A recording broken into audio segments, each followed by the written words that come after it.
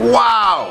Welcome to Hip Views History, guys. I'm Dizzy, and I'm dizzy for the Constitution because we're doing the Constitution for Dummies series, banging out the 8th Amendment. I think words are really important, and if you're going to engage in political debate, if you're going to have an opinion, everyone's got an opinion, let's base it on the words of the Constitution and not your feelings. Although I do think your feelings count. So giddy up for the learning. We're about to drop it on you like a sack of potatoes. Bang! All right, let's look at the words, guys. Excessive bail shall not be required, nor excessive fines imposed, nor cruel and unusual punishment inflicted. Now, before we break up those words, I think it's important that we all understand that the 8th Amendment has been selectively incorporated, and of course you've learned this in previous lectures, that selective incorporation is when the Supreme Court is going to take the 14th Amendment with its prohibition on the states of violating its due process or equal protection of its citizens, and it's going to apply some of the Bill of Rights to the states. So for instance, we all understand that the First Amendment has a protection of religion, the free exercise of religion. So if Alabama passed a law saying you couldn't pray to the fairy room goddess, that would be in violation of the First Amendment, but only using the 14th Amendment's equal protection due process clause to apply that First Amendment. So the 8th Amendment has been selectively incorporated, meaning that we have rules about the 8th Amendment that apply to the states. Now, where does the 8th Amendment come from? Well, if you go to Great Britain and English history,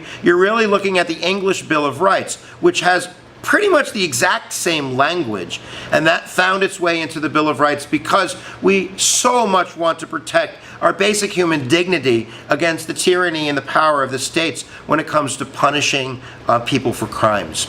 So, let's look at some different parts of the 8th Amendment. Excessive bail shall not be required. Bail, of course, is what somebody puts up as a defendant, money-wise, in order to guarantee that they are going to come back to trial. So the concept is that you really can't use bail to be punitive, to punish the crime. You're just using it to guarantee the person comes back. So excessive has been basically said to have to be reasonably calculated, and it has to be used in light of the perceived evil. So reasonably calculated would probably go to the idea that if I work on Wall Street and I'm stealing money from the firm, maybe my bail is going to be $1 million because I work on Wall Street. If I am homeless and I rob a 7-Eleven, the cash register, $50, I'm not going to get $1 million bail because I'm never going to be able to come up with it. So it needs to be calculated reasonably depending on the circumstances. And also on the perceived evil. So if I chop up 1,000 people into little body parts and spread them all over the city, my bail might be $1 million, probably should be $1 gillion. As opposed to if I, steal a Twinkie, my bail obviously can't be the same. The perceived evil. Excessive fines. Excessive fines has been clarified and defined by the court by saying that you can't have excessive fines without due process. That you can have high fines, but there has to be due process. So if a jury awards somebody with a disease living next to a power plant $1 million, that might seem like it's excessive, but excessive is really in the eye of the beholder, and you've had due process as the corporation. You've had a jury trial. Now, if we pass a law and we fine you $1 million a day for polluting too much, that's probably excessive because you as a corporation have not had a chance to respond. There's no due process. Now, cruel and unusual punishment inflicted. That's where you're really going to get into the debates about the death penalty and torture and those types of things. First, I would say that this has been defined in terms of what violates cruel and unusual. It's and, by the way, not or. So you can be cruel, but you can't be cruel and unusual. You can be unusual, but you can't be unusual and cruel. And one of the most famous court decisions in 1972, Furman versus Georgia, the Supreme Court came up with basically a test to find out if something was violating the cruel and unusual language of the 8th Amendment. Number one, they said that the punishment can't be degrading. It can't be torture. It can't be used just to totally humiliate you. Number two, it can't be arbitrary. It can't be kind of like in the eye of the beholder. It has to be really clear that this is the punishment. Arbitrary means that you're kind of, winging it. And number 3, it has to be totally rejected by society, or if it's unnecessary punishment, if it's just being done not for justice reasons. So using that test in 1972, the Supreme Court ruled that the death penalty violated that.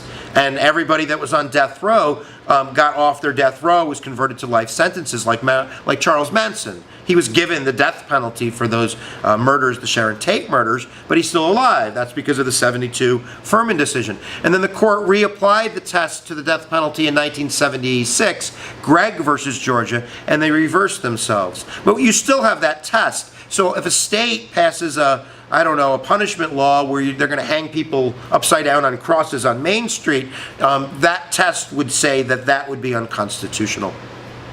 There's some other selectively incorporated rules. We don't execute minors in this country. We do not execute the mentally handicapped in this country.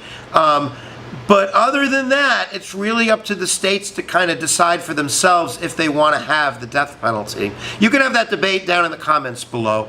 The only other case that's really applicable here, and I have a problem saying the word applicable, but is Harleman versus Michigan, which was a court case that tested whether or not sending somebody to life for prison for a drug offense violated kind of the cruel and unusual punishment language.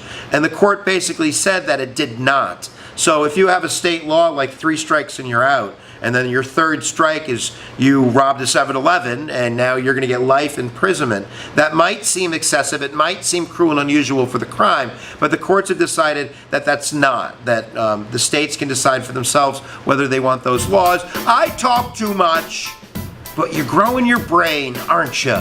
All right, you can check right here. Actually, if you click the monkey will take you to the playlist for the Constitution for Dummies series. And I'll tell you what, if you click Benjamin Franklin right there, you can subscribe to Hip Use History. How much fun would that be? I mean, really, think about it. Clicking Benjamin Franklin would be so much fun. I know that you're doing it right now because you can't hold yourselves back. All right, that's it, guys. Make sure you check the description. We have lots of other EDU channels that you should be checking out. And thank you for tuning in. Remember, where attention goes, energy flows. And I think I'm done. See you later.